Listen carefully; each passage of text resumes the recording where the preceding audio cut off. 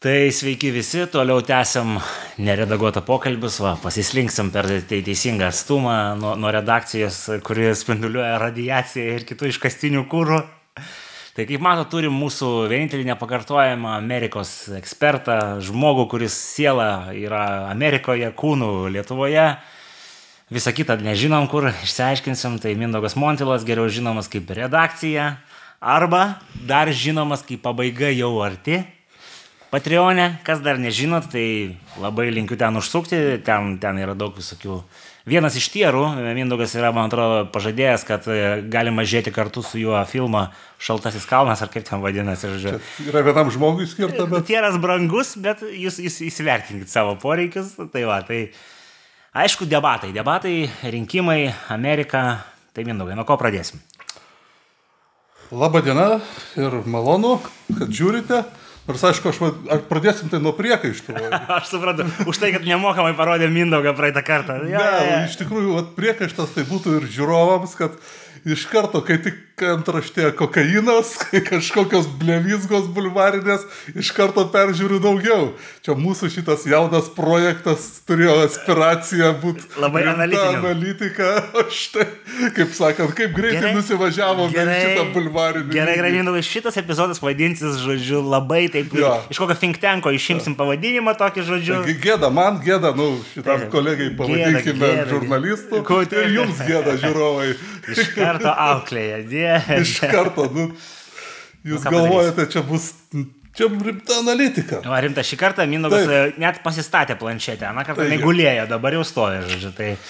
Pradėsime ir aš jau kažkada minėjau, norėtųsi tą formatą išlaikyti, kad biški tokių update'ų iš praeito epizodo. Ir tie update'ai gal net ir netokie trumpi, nes jų yra pakankamai daug ir netgi tą pačią dieną, kada mes įrašinėjom praeitą epizodą, kuris buvo prieš 2 savaitės buvo. Kalbėjom apie tos 3 kaltinimų paketus Trumpui. Ir tą pačią dieną atsirado ir 4 kaltinimų paketas Džordžijos valstijoje. Ir jis vėlgi jau buvo valstijos lygmens. Tai buvo Džordžijos valstijos prokurorė vardu Fannie Willis. Neieškokite, ką reiškia Fannie. Rašosi ne taip ir ką reiškia Fannie britiškam slengia irgi neieškokite dėl Dievo meilės. Bet mes įdėsim į aprašymą. Buvo vėlgi pareikšti kaltinimai dėl praktiškai tų pačių dalykų, dėl ko buvo vienas iš to specialaus prokuroro Jacko Smitho kaltinimų paketų dėl trukdymų, kaip sakant, valdžios pasikeitimų, suokalbio ir visų kitų, ir praktiškai perversmo visų tų dalykų. Tai tas jau savaime yra gan keista, ne? Kaip čia pasakius, pradėkime nuo to, kad jau teisingumo departamentas JAF, ne? Jis gali sakyti, kad specialusis prokuroras jis yra autonomiškas, jis čia pats sprendžia, čia ne mūsų reikia. Tokia, čia kaip pavadinkime, atmaskė gali galioti tam, ne? Bet kai valstijos prokurorė paskelbė praktiškai tokius pačius persideigiančius kaltinimus, bet kaip atskira visą teismą, tai mažų mažiausiai jau yra, kaip čia pasakius, neefektyvus resursų naudojimas, nes už tai jau yra, tai aišku, čia aptarsime ir kuo tie valstijos Džordžijos kaltinimai skiriasi. Bet tai įrodo, kad vis dėlto turime čia problemą ne su kažkokiu noru išsiaiškinti, kaip ten buvo iš tiesų, o labiau yra vis dėlto reikalas susijęs su politiniu susidorojimu. Ir tas, kuo toliau, tuo labiau aiškėja. Nes kas yra dar labiau šokiruojantis dalykas, kuo skiriasi nuo to prokuroro Jacko Smitho kaltinimų, tie kaltinimai Džordžijoje, aišku, kad su Trumpu juos gauna ten dar 18 asmenų, tai viso jau 19 žmonių, tarp jų pakankamai garsių teisininkų. Ir taip, ir įskaitant Rudy Giuliani, įskaitant Baltųjų rūmų administracijos pirmininką Mark Meadows, buvusi... Bet ten pats geriausias to viso reikalo, ir to fotošūto, tai buvo Trumpo nuotrauka, kuri automatiškai tapo tokia... Ne, tai čia be abejo... Čia, aišku, nėra tas svarbiausias dalykas, bet tai progresyviai Amerikai, tai čia kaip sakant, kai kurie MSNBC ten, pavadinkime, žurnalistai net nuleido į kelnes, pamatė tą jau vadinamą Trumpo mugshotą ir ten... Bet jis ten taip nutaisė, kad aфиgenai ten. Ir iš tikrųjų vėlgi parodė, kaip sakant, savo nesupratimą, nes iš to vadinamo Trumpo kalėjimo tos nuotraukos, tai uždirbs pinigus jo dar vaikai, anūkai ir proanūkiai, nes iš tikrųjų tai jau dabar yra tapo kultinė nuotrauka, jinai jau dabar yra, Amerika yra labai, kaip sakant, efektyvaus kapitalizmo šalis, todėl jau dabar ta nuotrauka yra labai sėkmingai monetizuojama ir tai čia bus, žinot, kaip yra Che Guevaros ikoninė nuotrauka, tai čia bus Che Guevara kart 10, nes iš tikrųjų Trumpas jai akivaizdžiai pasiruošė ir tai buvo akivaizdžiai premedituota nuotrauka, kur jis tvirtas, pasiryžęs kovoti iki galo ir vėlgi, kaip sakant, apvertė situaciją savo pusėj, ką jau vėlgi ta kairioji žiniasklaida vėl pradeda suprasti, kad ta jų šlapia svajonė pamatyti Trumpą toj kalėjimo nuotraukoj vėlgi apsisuks prieš juos. Čia jau garantuotai šitas, kaip ten pasibaigs. Bet čia nėra ta svarbioji dalis, čia nukrypimas. Koks yra svarbiausias niuansas iš teisinė prasme? Kad ta Atlantos prokurorė Fannie Williams, jinai gal ne taip tarėsi kaip tas žodis Fannie, bet man taip juokinga sakyti. Taigi Fannie Williams ar Willis, jinai nusprendė panaudoti tą RICO įstatymą. Kas yra RICO? Kas yra RICO? Abreviatūra.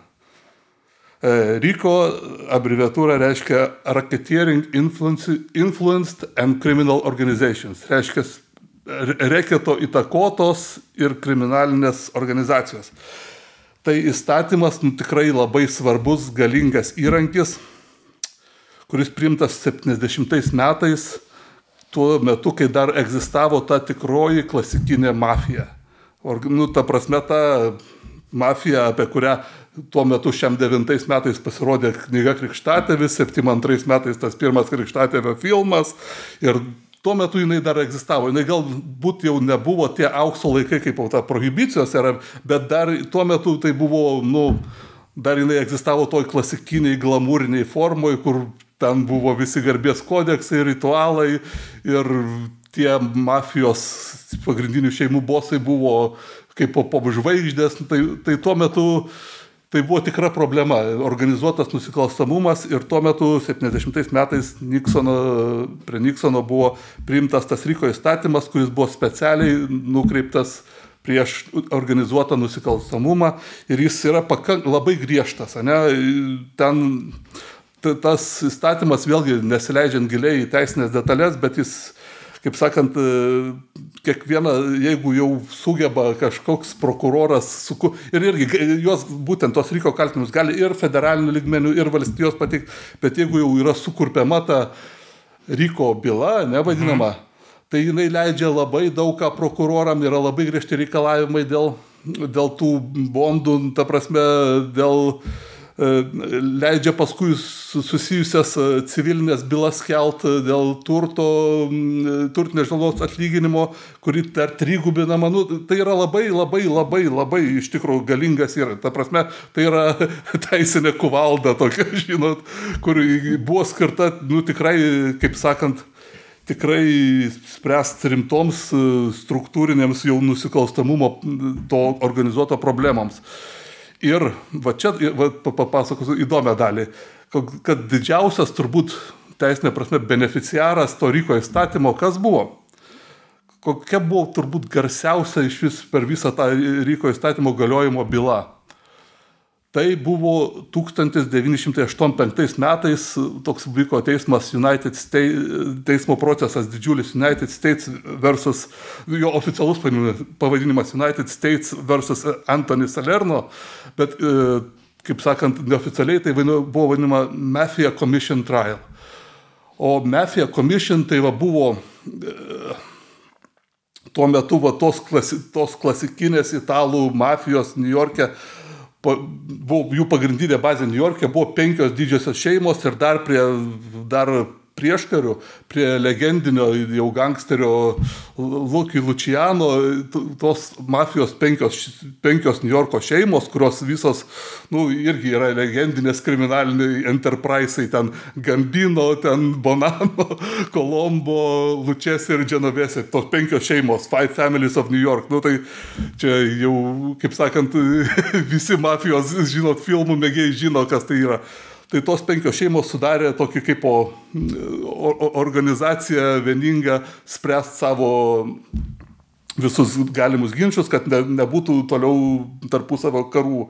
Tai pasidalino visą tą New Yorką ir visas įtakos sferas.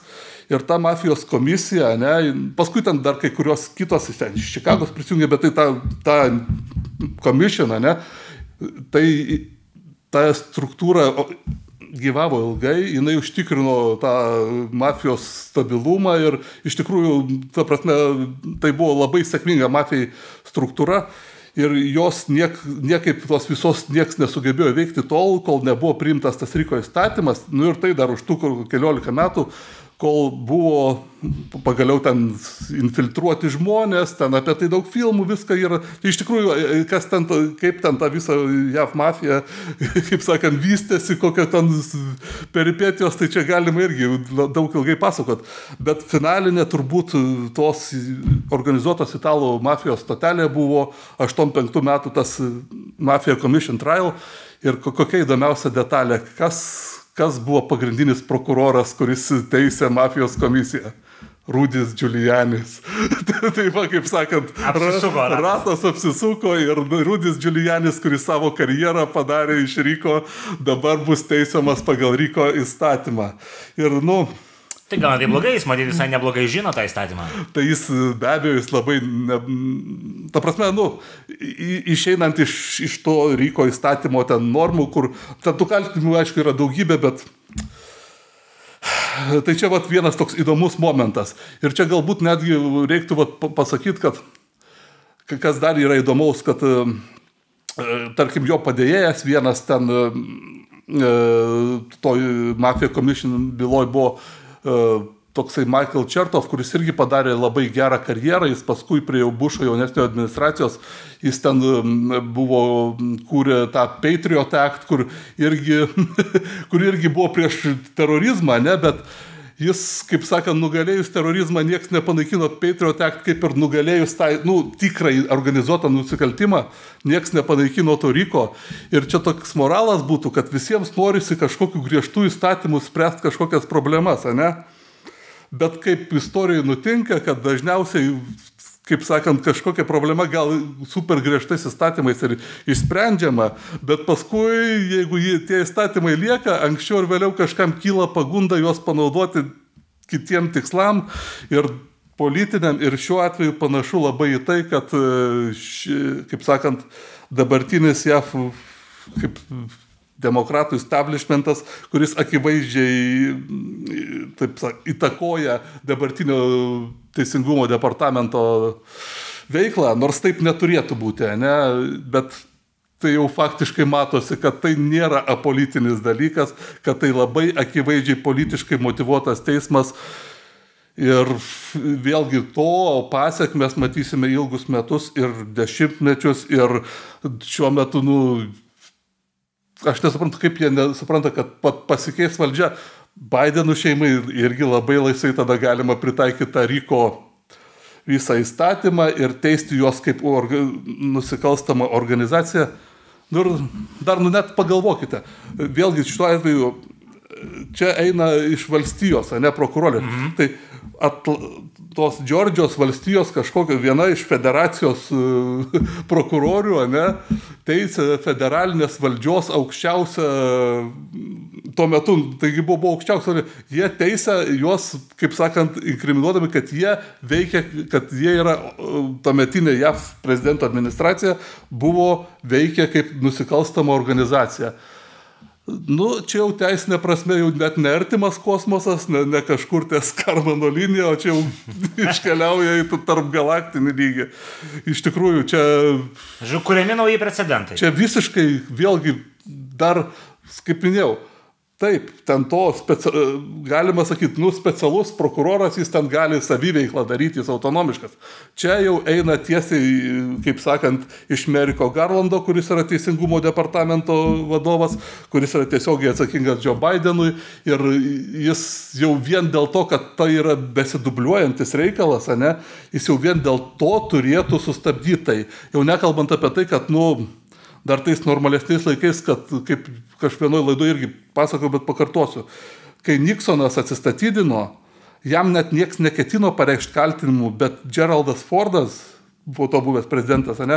Jis aišku buvo tos pačios partijos, bet kad nebūtų kažkam kada nors kokių nors pagundų pasinaudoto, jis tą, kaip padarė, blanket perdoną, ne? Tai paklodinę padarė, kaip ten pardon būtų... Atleidimas. Jo, paklodinį atleidimą padarė, kad negalima už tai niekad būtų teisti Nixono, vardant tautos sveikatos, nes tai vis dėlto reikia suprasti. Prezidentas tai tiesiogiai renkamas, jis atstovauja bent pusę Amerikos ir dabar paskelbti, kad ta pusė Amerikos yra susijusi su organizuotu nusikalstamumu. Bet čia esminis klausimas yra paprastas.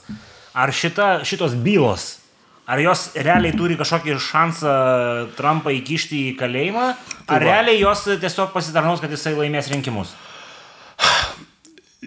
Turbūt, kaip čia pasakius, turbūt turi šansą laimėti, ta prasme, tą pirmos instancijos teisme šansą laimėti turi, bet tai reiškia, kad keliaus apeliacijos į aukščiausiąjį teismą, o aukščiausiam teisme, kaip dabar mes visi žinome, yra, kaip sakant, yra, kaip sakant, 6 formalūs konservatyvūs teisėjai. Nors jie ne visada, dar irgi ten yra klausimų, ne visada visais klausimais konservatyviai balsuoja, bet šituo klausimu, praktiškai nebejotina, kad po šito teismo, po apeliacinio, ta byla galiausiai nukeliautų į aukščiausią teismą ir būtų sustabdyta. Bet tai čia, metais... Bet tai klausimas paprastas yra, ar teisiamas kandidatas gali būti kandidatu ir būti išrinktas prezidentu? Gali, tik tai tiek, kad, aišku, kalbame apie 4 tos kaltinimų paketų, 4 teismai vienu metu, tai įsivaizduok tą Trumpo komandos schedulą, kad vykdyt tą savo rinkiminę kampaniją. Nors aišku, jam dabar jau ir nereikia. Bet jis realiai turi, kiekvienas išstojimas prieš teismą, tai yra rinkiminės kampanijos dalis. Tai čia kitas dalykas, užsiminėm apie aukščiausią teismą, reiktų paminėti, dėl ko tas Merikas Garlandas galbūt irgi, dėl ko, pavyzdžiui, dabar praktiškai visi kiti respublikonų kandidatai akivaizdžiai sako, kad jau kas, bet Merikas Garlandas tai tikrai lieks iš savo pareigų ir su nešlove. Nes Merikas Garlandas 2016 metais pats buvo labai arti to, kad papultų į aukščiausiąjį teismą, ne? Nes kas buvo... Čia tas Teisingumo departamento vadovas. Jo, dabartinis Teisingumo departamento vadovas Merikas Garlandas. Jį Obama jau paskutiniai savo kadencijos metais, nes kaip į aukščiausiąjį teismą teisėjai skiriami iki gyvos galvos, ne? Tai arba tu iš to pasitrauki dėl sveikatos ir asmeninių priežasčių, arba kojom į priekį. Išeini kojom į priekį. Buvimas aukščiausiojo teismo teisėjų Amerikoje gal net daug labiau negu Lietuvoje, tai yra super garbė ir čia kaip po teisininkų, tai čia toks Olimpas. 9 yra ar kiek? Jo, jų yra 9 ir netgi angliškai, ne? Jų net tas, jeigu teisėjas yra judge, ne? Tai aukščiausio teismo teisėjas yra justice. Jis yra pats teisingumas, jis jau neteisėjas, tu virsti teisingumu savaime. Tai iš tikrųjų žmogui, kuris buvo arti aukščiausio teismo, ne, kaip ir jis, respublikonai sugebėjo sustabdyti jo patvirtinimą ir tada pasikeitė administracija, tai jis natūraliai, pelnytai, bet jis natūraliai jaučia, tą jau, kaip sakant, neapykantą respublikonų partijai. Bet taip negalima. Ta prasme, dėl to dabar, tai dėl to, kaip sakant, galbūt Merikui Garlandui net nereikia papildomos motivacijos, ne? Jis viską daro dėl teisingumo. Jis iš tikrųjų galbūt, nesvarbu. Čia baigiam tą, kaip sakant, subtemą, bet Taip, dabar yra 4 kaltinimų paketai ir vienas iš jų, kaip sakant, jau yra Ryko, kas gresia visokiais turtiniais konfiskavimais. Dėl to vėlgi ten ta progresyvi žiniasklaida jau džiaugiasi. Skaičiuoja, pasirodo, Trumpas sugebėjo perrašytą Mar-a-Lago Trumpui juniorui jau kažkurio metu ir jie žiūri. Ar čia labai gali, iš tikrųjų labai gali būti, nes čia pagal tą Ryko, jeigu, kaip sakant, mafija bus sutvarkyta, tai viskas gali. Ta prasme, tai yra teisinė kuvalda. Jeigu kas žiūrėjo dar irgi jaunystėje Sopranų serialą, tai Tony Soprano nebijojo nieko, bet Ryko jis bijojo, kad jam kažkur, ta prasme, ir visos tos kitos ten šeimos parodytos. Ir tas yra tiesa. Ryko tai yra tas, kaip sakant, dalykas, kad tu nenori papulti po to, nes ten yra, tai suteikia tai kaltinančiai pusiai žiauriai daug galių ir atveria duris visiems kitiems ieškiniams, civiliniams ir tai yra praktiškai, galas. Tai gerai, baigiam su Trumpu. Ir dėl to, kaip sakant, su Trumpu tai matyt nebaigiam. Nebaigiam, bet baigiam su Trumpo teisiniais reikalais. Okay. Čia toks teisinis update'as. Pereinam prie Bideno teisinių reikalų. Irgi yra šiokių tokių update'ų. Kaip pasikartojom, ką minėjom praeitoje laidoje, kad jam Hunterio Bideno reikalams galiausiai Merickas Garlandas nenoriai paskyrė irgi tą specialų prokurorą, bet jis paskyrė tą patį specialų prokurorą, kuris 5 metus stengiasi išsukti. Kas paaiškėjo naujų detalių, kad jis net tas plea deal, jis iki to, kol atsirado tie whistlebloweriai, jis norėjo iš vis paleisti be jokių kaltinimų. Jis tas plea deal irgi, tas taikos susitarimas, kuris irgi sužlugo, bet jis irgi atsirado tik iš reikalo, kai atsirado tie iš mokesčių inspekcijos, iš to IRS whistlebloweriai. Tai tada suskubo tas tuometinis prokuroras, o dabar jau ir specialusis prokuroras suskubo tam tą taikos susitarimą, bet jis neišdegė galiausiai. Kas dar paaiškėjo, galbūt tai buvo aišku, bet čia aš to dar nepasakiau. Aš paminėjau, kad jis, kadangi Delavaro ta valstija nėra tokia didelė ir tos valstijos politinį ten tą visą landscape vadinamą dominavo Bideną, bet ne tik Bidenas, bet Bidenų šeima daug dešimtmečių, nes jis ten nuo 73 metų buvo senatorium nuo Delavaro. Pasirodo, kad tas jo vyresnysis sūnus buvo Bidena, ne? Jis irgi buvo Delavaro prokuroras ir jis buvo bendradarbis to. Reiškia, jie kartu daugybę bylų tyrė. Tai aš dar praeitos laidos metu to dar nebuvau daskaitęs, bet pasirodo, tai prasme, jis yra tiesioginis buvęs ten to Bideno vyresnio sūnaus bendradarbis. Jis yra praktiškai šeimos draugas. Tai čia vėlgi galima tik paskėsčiot rankom, kaip taip galima. Kokia dar yra naujiena? Ten žmonės besiknaisiojantis po tuos visus laiškus. Po laptopo. Jo, po laptopo, nes ten yra aukso kasyklos. Irgi išsiaiškino, nustatė, kokius pasirodo turėjo, kaip sakant, ir slaptą pašto dėžutę Joe Bidenas, jis ten turėjo savo slapyvardžių. Ir tada, kai paaiškėjo, kaip sakant, tie laiškai, kur ten tas slapyvardis su Hunteriu Bidenu ir susirašinėjimai visi, tai paaiškėjo, kad ne tik, kad, kaip čia pasakius, ne tik, kad Joe Bidenas, tuometinis viceprezidentas, kalbėjo apie Hunterį Bideną, su Hunteriu Bidenu apie verslo reikalus, bet ir, kaip sakant, tai buvo derinami ir tie Joe Bideno valstybiniai reikalai, vizitai, jis ten 14 kartų skrydo kartu, susitikinėjo su prezidentais, Hunteris Bidenas ir Joe Bidenas, tai buvo, ta prasme, tai buvo teamworkas. Teamworkas, ja. Tai buvo visiškas teamworkas, nebuvo jokio atskirimo, ir tai dabar jau yra įrodoma.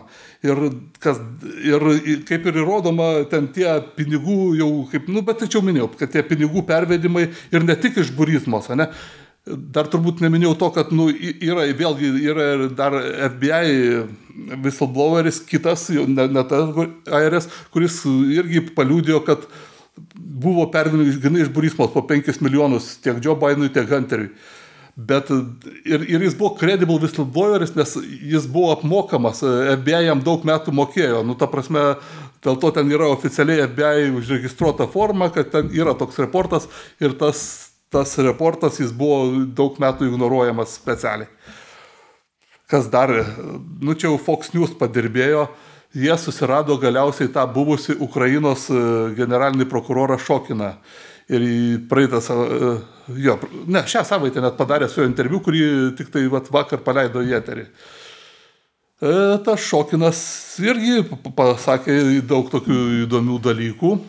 Nu, aišku, galima nuspėti, kad jis laiko, kaip sakant, irgi pykti, bet, nu, pagal to Šokino, ne, ką jis pasakė. Kad visų pirma, byla prieš Burismą buvo pradėta dar prieš jam ateinant, ne tai, kad ateinant, jis buvo išėjęs į pensiją ir tuo metu tą bylą jau kažkas darė, bet tuo metu tie Burismos vadovai kažkur jau papirko buvusius prokurorus, ne? Dėl to Porošenka jį iškvietė iš pensijos, paskyrė naujų, kaip sakant, generalinių prokurorų, kad jis sutvarkytų tos reikalus. Ir tuo metu, to Viktoro Šokino teigimu, tuo metu amerikiečių visi ten iš valstybės departamento jis sulaukdavo tik pagirų ir yra aišku, čia reikia pasakyti, kad ta buvusi Ukrainos administracija tokia, nebegrieko, žodžiu. Aš suprantu. Taip, tiesiog bičas ten, kaip jis atėjo palauk, tas, kur, žodžiu, nuo savoj saloj tenais turėjo rūmus, o tose rūmuose... Ne, tai čia ne apie Janukovičių. Ai, teisingai, ne Janukovičių, okei. Ne, čia jau prie Porošenkos. Okay. Čia prie Porošenkos ir yra dar 15 metų laiškai, kur Victoria Nuland, kuri, jinai dar nebuvo valstybės departamento to vadovė, ne, bet tuo metu jinai irgi ten aukštas pareigas, jinai gyrė administraciją, yra kitų pareigūnų, kad jie gyrė būtent Šokiną, kad jis vykdo antikorupcinę veiklą, viskas gerai. Okay. Dėl to irgi yra labai daug įtarimų, kad tas vizitas, kaip čia pasakius, tas, ant ko galima iš tikrųjų nuteisti Joe Bideną, ne? Kad jis turbūt net ir su Obama nebuvo. Tai buvo grinai jo saviveikla, nes tas milijardas ten buvo Ukrainai paskirtas. Ir Joe Bidenas pats porą dienų po to, kaip jam Hunteris Bidenas ir Devonas Archeris paskambino iš Dubajaus, kur jie tuo metu su Burismos chebra sėdėjo, jis už poros dienų nuskrido į Ukrainą ir ką vėliau pats gyrėsi, kad jis pasakė tiem ukrainiečiams, kad aš turiu dar čia 6 valandas, jeigu per tas 6 valandas Šokino nepašalinsit, tai to milijardo nematysit. Ir jis pats, kalbėdamas Council of Foreign Relations, yra nufilmuota ta kalba, jis pats gyrėsi ir sakė, son of the bitch. Paėmė ir pašalino, sako, ne, jis tuo metu gyrėsi, nes jis, kaip sakant, nesuprasdamas tų implikacijų, kad kada visos detalės paaiškės. Dėl to, kaip čia, jeigu dais iki teismo, kas kada nors tai, O žinant precedentus, kurie dabar... O žinant precedentus, tai čia labai smarkiai kaupėsi tos detalės, kad, nes visos kitos, žinot, yra ten labai dar daug kitų istorijų apie Jeleną Baturiną, buvusią Luškovo žmoną, kur irgi net ir fiziškai buvo susitikinėjama su ją ir ten tie 3,5 milijono ir Baturina nepapuolė į sankcijų sąrašą, buvo su kinais, su rumūnais, su kazachais. Tų istorijų yra daug, bet ten miglotesni dalykai. Bet šitoj vietoj, būtent ta Burismos istorija, ten labai kaupėsi liudininkai. Jeigu būtų teismas ir tas Šokinas paliudytų, ir Devonas Archeris, kuris dabar yra nuteistas už kitus dalykus, bet matyt, jam irgi galima būtų surasti kažkokiu ten akstinų jam išsipasakoti. Jį motyvuoti. Tai iš tikrųjų, kaip sakant, jeigu administracija pasikeis, tai tikrai dabar jau pasikeitus visiems precedentams ir sulūžus visoms normoms, kad nenaudojami teisiniai metodai, praktiškai nebejotina, kad Bidenų šeima gali net ir to Ryko susilaukti statymo prieš save. Tai net, žinot, ekstrapoliuojant, net ne tik Bidenų šeima gali ten prieš visą administraciją ten paskelbti, kaip ir, praktiškai tas kaltinamas dabar Džordžijoje prieš Trumpą 19 žmonių, kur yra ne tik ten Giulianis, kur jo teisininkas, bet ten yra, grinai Baltųjų rūmų teisininkai, ne, ar ten Džordžijos Respublikonų partijos. Ta prasme, tai yra kaltinamas, kad tuometinė JAV administracija visiškai legali buvo nusikalstamas susivienijimas, prieš kurį taikomas nusikalstamų susivienimui skirtas įstatymas. Taip, baigiam teisinius reikalus, čia jos be abejo teks pratesti, nes čia turbūt akivaizdu, kad Trumpo rinkiminė kampanija ir dabar jau aiškiai, kad jis bus tas respublikonų kandidatas, patinka ar nepatinka. Labai, jau galim tokį išvadą sakyti. Labai mažėja visų šansai kažkokiu kitokiu variantu, bet iki to prieisim. Iškart koksai spoileris, 30 minutę toks spoileris. Ne, čia, kaip sakant, paaiškinsim, kurioje vietoje dar gali būti kažkokių intrigų, bet Trumpo rinkimų kampanija bus jo tie teisiniai procesai. Ir, kaip sakant, liūdna nebus. Čia liūdna nebus, nuobodu nebus. Ar kaip sakant, ar išgyvens vakarų civilizacija? Iš klausimas. Neaišku, bet kaip sakant, nuobodu nebus. Tai tas tai jau tikrai. Gerai, tada dar reiktų pasakyti keletą žodžių, nes praeitą laidą, kaip kankinam žiūrovus ilgai ir nuobodžiai baidenomikos ir ekonomikos reikalais, kad ten tokių irgi, kokie yra update'ai, kad mes ten prikalbėjom, kad šiuo metu situacija tikrai nėra dar bloga, ne? Ant ko benkina viską šitą administraciją, bet yra visokių nerimą keliančių dalykų. Tai dabar reiktų pasakyti, kad jų dar padaugėja. Ar sumažėja? Kaip čia pasakius? Buvo ilgai laukta kalba Fedo vadovo Jeromo Powello Jacksono skylėje. Čia tokia vietovė yra Jackson Hole, tai čia ne ta vieta, kur Michaelas Jacksonas vaikus tvirkina, tokia vietovė Vyomingo valstijoje. Tai iš Jacksono skylės tokios naujienos, kad jis, ką mes kalbėjom, kad infliacija lygtai sustabdyta ir visi, ne visi, bet buvo toks lūkestis, kad galbūt Fedas apsiramins, kad, ne 2 procentai, kaip jie tikėjos, o 3 dabar vėl lygtai augs. Gal ir apsiramins. O toj kalboj Jeromas Pavelas labai griežtai reitereitino tą 2 procentai arba mirtis. Ir ką tai reiškia, kad muš vartotojus toliau, taip reikia interpretuoti, kad vartotojas, kuris taip stachanovietiškai atlaiko visus tos Fedos smūgius ir tas didėjančias ten išlaidas susijusias su tom palūkanų normom, vartotojas vis dar galėdamas, negalėdamas vis dar leidžia pinigus.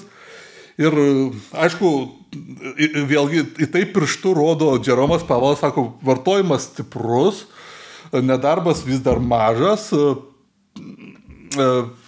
reikia, kaip sakant, pasiekti savo targetą. Tai čia toks labai kontroversiškas dalykas, nes ar nebus taip, kad, žinot, tas vartotojas laikysis tol, kol tikrai sulūša. Ne?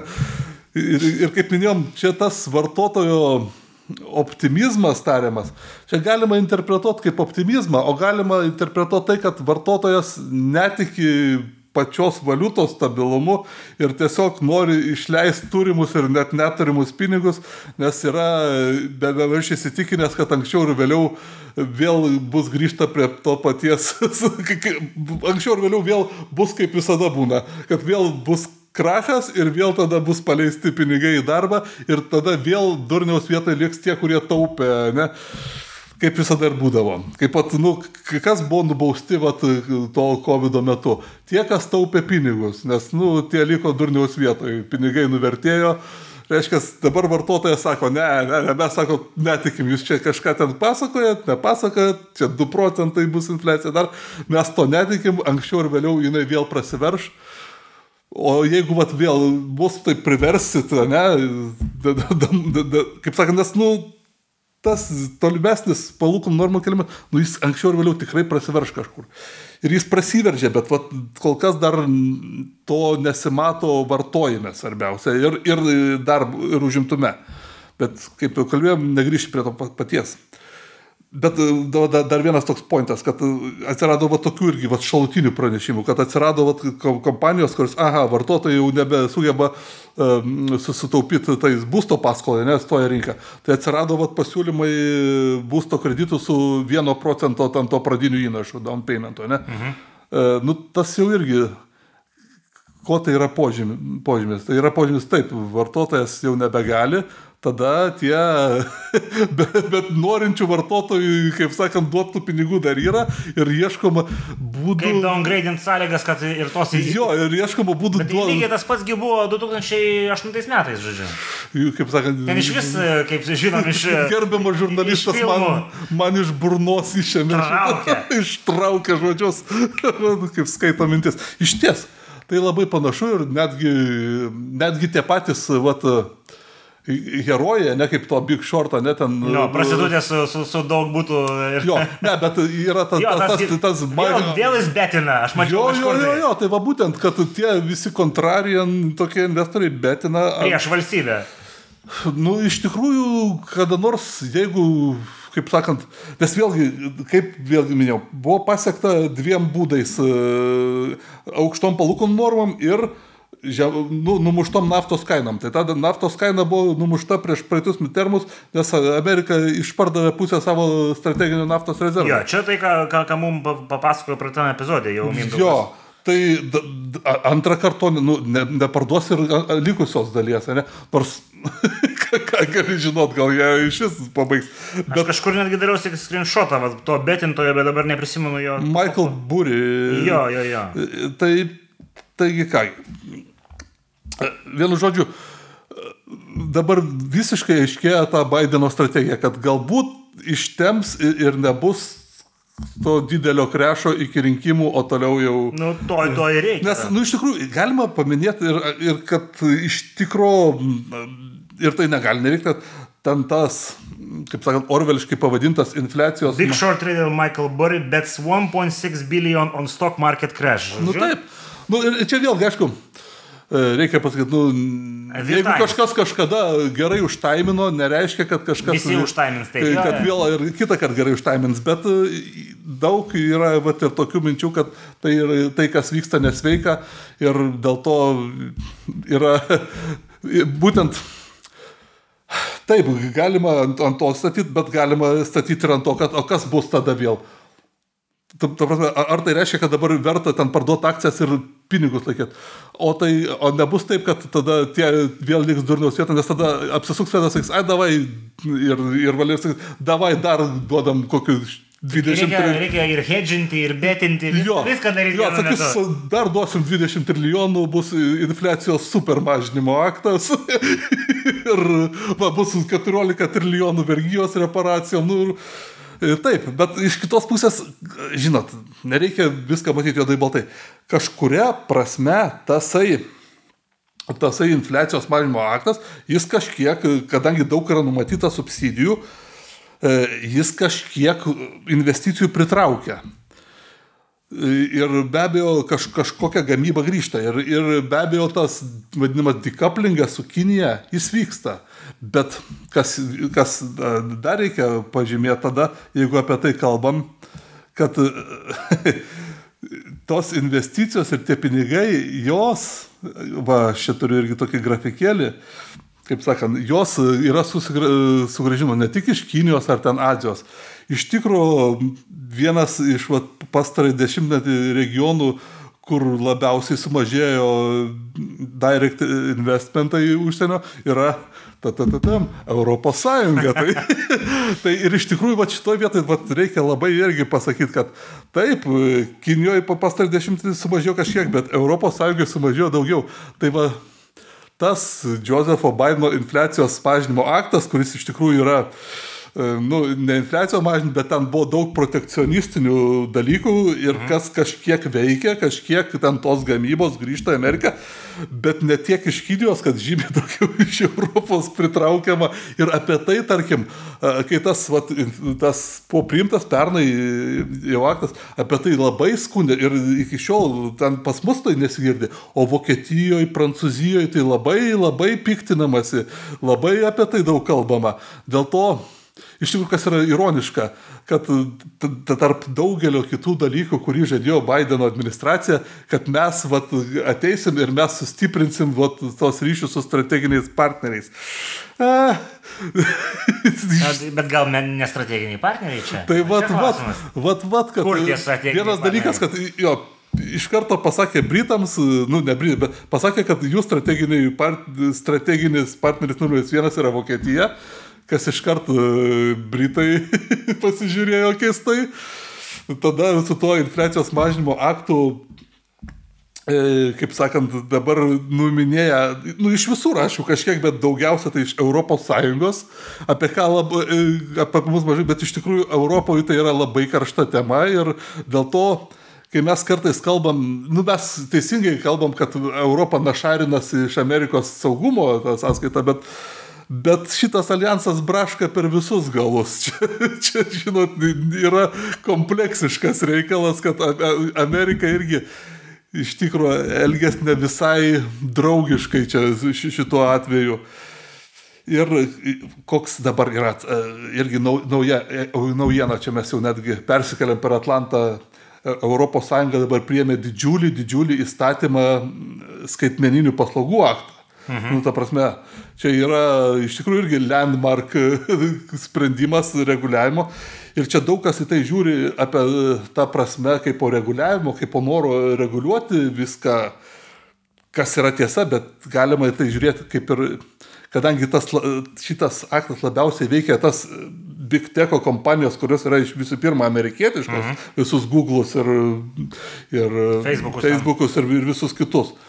Tai čia didelė ir jos labai žviegia dėl to ir joms bus labai ten sunku kai kurios tos reikalavimus ten keisti. Tai čia apie tai irgi galbūt kada išsiplėsim, dabar nesinori, bet tai galima žiūrėti ir kaip Europos irgi keršto Amerikai, kad jūs taip, mes jums irgi čia negalvokit, kad mes čia jūsų visus tos big techo begemotus taip pat draugiškai toleruosim. O jie dabar yra labai smarkus būtent demokratų donorai. Tai dėl to, žinot, kai visi labai kalba apie tai, kokie baisus yra respublikonai, trumpistai, MAGA, America First, tai kažkuria prasme šita administracija yra labiau America First negu Trumpo. Čia irgi yra niuansų. Čia, ta prasme, kai kuriuose srityse, ne, kaip po to big techo reguliavimo, ne, jinai yra draugiškesnė tam big techui, ne, ir dėl to nereikia taip smarkiai ten jau ieškoti problemos tik tai vienai jo, čia būtent, kad tas decouplingas vyksta ne tik Amerikos ir Kinijos, kuris turėjo vykti, ne, bet jis ir Amerikos, Europos ta strateginė partnerystė, jinai labai braška. Dėl to mes dar prieisim respublikonų debatus, nereikia labai stebėtis, kai kas nors kažką pasako ir tai, kas mums nemalonu. Čia nėra taip, kad čia kažkokie, žinot, durni amerikonai, kažką tai yra durni rednekai respublikonai kažką. Tai yra irgi toks labai tam tikra prasme yra abipartinis sentimentas. Tik tai tiek, kad retorika labai skiriasi, kad be abejo iš demokratų partijos tu neišgirsi tokios retorikos, bet kaip kalbame apie realią politiką, tai kuo toliau, to labiau matysime, nes iš tikrųjų tie big tech gigantai lobins dabar dabartinė administracija tikrai lobins spausti Europą, kad kažką ten švelnintų ir gerintų sąlygas. Čia tai jo taip nepaliks. Iš tikrųjų tas skaitmeninių paslaugų aktas tai yra pakankamai drakoniškas kai kuriais atžvilgiais ir tie big teko milžinai taip vat paprastai netilies ir tai atsilieps viskam. Ten labai buvo linksma klausyti, netgi Joe Bidenas dalinosi Nikki Haley komentarais, kur jinai padėjo ant stalo skaičius, kiek įnešė tų žodžių pinigų prispausdino respublikonai žodžiu. Daisim. Čia vat mes dabar turbūt labai, kolega, vėl užšokate žurnalistas. Aš sumanų žurnalistas. Aš tiesiog žinau tavo tekstą, tu man davėjai prieš tai paskaityti. Aš tikrai nedaviau, žurnalistas kaip Kašpirovskis viską perskaito. Viską geras žurnalistas. Viską nutekino, žodžiu. Gerai, darau aš dabar. Redakcijos šitagi. Dabar redakcijai duosim pailsėti biškį, žodžiu, ir tada toliau tęsim, taip? Taip, dabar reikšminga pauzę. Baigiam apie šitos reikalus kaip ekonominius ir ekonominių karų. Tai dabar jau ta bus dalis, kur Mindaugas anonsavo, kad mes aiškinam, kaip, žodžiu, kreką ten gamintis ir visą kitą. Taip, ne, čia reikia skaitytojų klausimus pradėti. Čia va, Laisvės partijos Senamiesčio skyrius klausia, kaip tiksliai iš kokaino kreką pagamintai. Tai reikia to natrio bikarbonato ir kokaino ir rundeliuką. Bet palar, mes šitą dėsim. Įdėsim. Natrio bikarbonatas. Tai dabar, bet daugiau neklauskite šitokių klausimų. Šitą toliau einame. Taip, kas įdomiausia? Debatai. Čia visiems įdomu debatai. Taip. Kaip jau visi irgi žinote, apie tą dramblį kambaryje, tai to dramblio kambaryje nebuvo.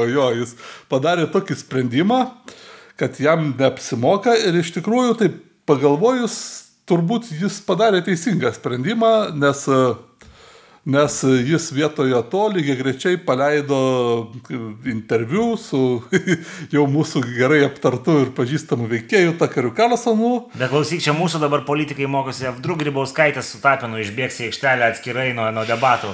Tai va, čia... Geri dalykai, kaip sakoma... Čia iš tikrųjų keičiasi tas visas medijų landscape'as ir visi tie dalykai ir iš tikrųjų, aišku, jeigu taip jau rimtai, tai čia visiškai kitoks dalykas, nes kam eiti jam į tos debatus. Į primarius taip, kur visi bandys jį sudirbti, kaip jis sakė. Būtent. Visi ir jam jau to reitingo pasikelti jau nuo esamų ten kokių 60% jau beveik ir nėra kur. Tai jam tikrai geriau palikti juos visus kitus ir dar, kaip čia pasakius, patrolinti šono ir dar svarbiausia, jam dar didelis pliusas iškilo toksai Trumpukas. Vivekas Ramasvamis, kuris visiškai džiugiai imasi, kaip sakant, to Trumpo surogato vaidmens ir jis dar, kaip sakant, viską, mes jau šiek tiek jį aptariam ir dabar, kaip sakant, tik tai tiek, kad iki šiol tai čia dar buvo, pre-seasonas, o čia dabar prasidėjo tas oficialus sezonas ir tas Vivekas Ramasvamis prisistatė plačiai Amerikai ir jis, kaip sakant, nieko nelaikė užantyje, jis prisistatė viskuo, apie jį reiks pakalbėti, ir iš tikrųjų, kas yra, Trumpui jis yra labai be abejo naudingas kandidatas, dėl to, kad jis dabar jau iškilęs, kuris jau nutrupėjusių balsų surenka dalį, kuri jam, ta prasme, nekelia grėsmės. Taip, ir jis iš tikrųjų, kas svarbiausia, koks Trumpo nuo pat pradžių, jis labai teisingai, jo tie technologai, jie labai teisingai suprato, kad vienintelis tikras jo konkurentas yra Ronas DeSantis, Tai koks jo tikslas? Kad išvengtos vienas prieš vieną kovos, kurioje, jeigu Trumpas DeSantis, tai čia visokių klausimų kyla, ir mes čia prieisime apie ką.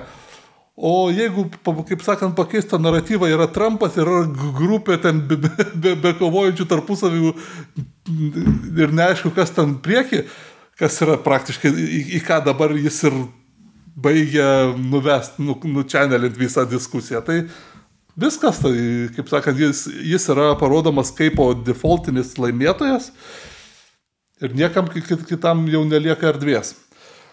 Taigi, ką, reikia tada po vieną pristatyti, Nes, iš tikrųjų, tos debatų dalyvius, jų buvo tikrai per daug, jų buvo 8 ir iš jų 2, jie yra visiškai Lavonai. Jie visiškai nereikšmingi. Bet reiktų pasakyti vieną dalyką, kad jie nereikšmingi ne dėl to, kad jie kažkokie ten labai kvaili ar kažką, bet tiesiog prikimštas tas kandidatų laukas. Bet jie abu yra gubernatoriai, vienas Šiaurės ar Pietų Dakotos, nieks ten labai neskiria, o kitas, man atrodo, Arkanzo valstijos.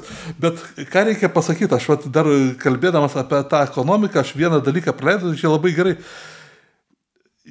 Jeigu pasižiūrėt tos BVP skaičius, ne, pirmo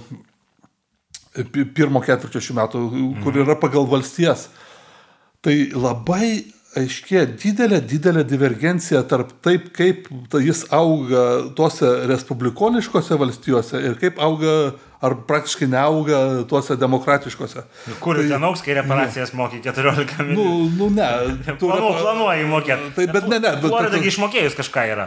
Bet, kaip sakant, dar nieks nemoka. Čia dar yra projektas ir tas projektas yra federalinis, bet Florida, Kalifornija. Jeigu pasižiūrėjus pagal valstijas, tai tos įmant didžiasias, kur svarbiausia, tai kokia Kalifornijoje ar New York'e, tai ten tas augimas... Bet šitas slaidą atsiūsim, man įdėsim čia, kad matytusim. Tai, kaip sakant, Kalifornijoje ar New York'e, tai neauga, Kalifornijoje procentas, čia pirmo ketvirčio, New York'e ten irgi apie procentą. O tai čia dvi didžiausios demokratiškos, stipriai demokratiškos valstijos. Stipriai respublikoniškos, dvi didžiausios yra Florida ir Teksasas. Tai Teksasas 3, Florida 3,5. Jau gerokai stipriau. Bet jeigu pasižiūrėjusi ten tas kai kurias mažasias respublikonų valstijas, tos abi Dakotos, jos vienos 12,4, kitos 10. Čia yra, fantastiški kažkas vyksta? Sprogdinant... Amerikos tigrai? Taip, tai yra sprogdinantis augimas. Nebraska irgi respublikoniška 12%. Ta prasme, tai yra kažkokie sprogstantis, žinai, kaip sakant, kokiu nors augančių ekonomikos tigrų skaičiai. Aišku, jos yra labai mažos, ten milijonų gyventojų neturi, ten tos abi Dakotos, tai jos bendram, kaip sakant, skaičių daug įtakos neturi, bet iš tikrųjų ten tose respublikoniškose valstijose tie jų gubernatoriai gerai tvarkosi ir ten tas burgumas, ir viskas ten būtų tvarkoj. Aišku, tik tai tiek, kad jam kiša koja tai, kad niekam neįdomu, kas ten Dakotoje vyksta. Yra toks juokas, kad, ta prasme, kad nieks ten neskaita, sako, kodėl mes turim 2 Dakotas, kad vienos jau per daug. Tas yra tiesa, bet iš tikrųjų, tas pasižiūrėjusi, ten tas, toj raudonoji Amerikos vidurio valstijos, kai kuriuose iš tikrųjų yra stulbinančiai viskas gerai vyksta. O yra ten atsakymai, kas tenais generuoja? Ne, jie turi naftos pramonę, ta prasme, ir šiaip turbūt, kaip sakant, nėra ten defund the police ir visa kita, dėl to ten viskas tvarkoj. Bet aišku, jie buvo vis tiek, jie ten, kadangi būtent tas Hutchinsonas ar Burgumas, jie ten ir procento nesurinka, tai, kaip sakant, tik tai debatuose dėl vaizdo dalyvavo. Tai antrose, kaip suprantu, nedalyvaus. Turbūt, tai dėl to, kaip sakant, apie juos daugiau sunku ką ir pasakyti, prasimušiai pirmus, viskas gerai. Sveikinam už tai. Ką reiktų tada išskirti, kad mes nepristatėm smarkiai to Chriso Christie, nes jis visada kaip ir irgi ten buvo prie tų trečiojo ešalono, kur po procentą, bet jis po truputį, O tu juokeisi, kai Tapinas pristatė. Išsiropštė į tą antrą ešaloną. Kas jam padėjo ir kas yra Chrisas Christie. Tai čia reiktų turbūt pasakyti, kad šiaip jau dabartinė Respublikonų partija be abejo yra Trumpo partija. Tas partijos sparnas, kur buvo Never Trumpą, jis yra visiškai išnykęs ir marginalizavęsis ir netgi dabar jau tie, tarkim, ta prasme, dabar yra, kaip sakant, Respublikonų partija, yra ta MAGA dalis ir yra ta MAGA be Trumpo. Yra Let's Move On, bet pasinaudodami MAGA, ta prasme, improve, bet let's move on, let's improve, bet mes tikrai America First, mes MAGA, taip. Tokios kaip Never Trump jau nebėra. Kažkiek liktai galbūt, ir tas net galioja vat, būtent tas let's move on, tai tas galioja ir Desančiui, ir kokiam Timui Scottui, ir Nikki Haley, ir net Mike'ui Pence'ui, kuris, kai ten debatuose kalbėjo, jis taip ten kalbėjo, kad ten viskas neteisingai Trumpas darė ten to sausio 6 metu, bet visi ten, jo kiti ten, kad mes sukūrėme ekonomiką, mes siename, ta prasme, visą tą politiką jis savo prisiema, jis tikrai neatsižegnoja, jis dėl to irgi yra visiškas, kaip ir visi kiti, MAGA, America First, visas ta, kaip sakant, politikas. Dėl to reikia būtent tiems, kurie ten kalba, kas čia ten, kur ten ta antitrampiška respublikonų partija. Tokios nėra. Tas Kristis, kai suprantu, yra šito tai paskutinis saulės spindulys, ja? Netgi ir tai būtent reiktų pasakyti, kad net tas Krisas Kristi, kuris labiausiai save pozicionuoja, kad aš galiu sudaroti Trumpą, tai jis visų pirma, nes sako, aš, jo ten tas selling pointas, aš esu respublikonas, kuris yra laimėjęs gubernatorius rinkimus demokratiško valstijoje. Ką jis yra padaręs? New Jersey's yra labai demokratiška valstija ir jis ten yra buvęs gubernatorium.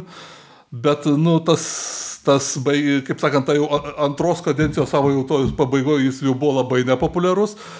Tai jis dėl to jis dėl to jis irgi, kaip ir visiems jis sako, aš kaip Reiganas, ne, aš kaip Reiganas Kalifornijoje buvo gubernatorius demokratiškai, taip aš demokratiškam New Jersey ir aš galiu laimėti tos pagrindinis. Bet, tai yra klėdesiai ten, jo tie 3-4%, tai jo turbūt ir yra lubos. Jam padeda tik tai, kad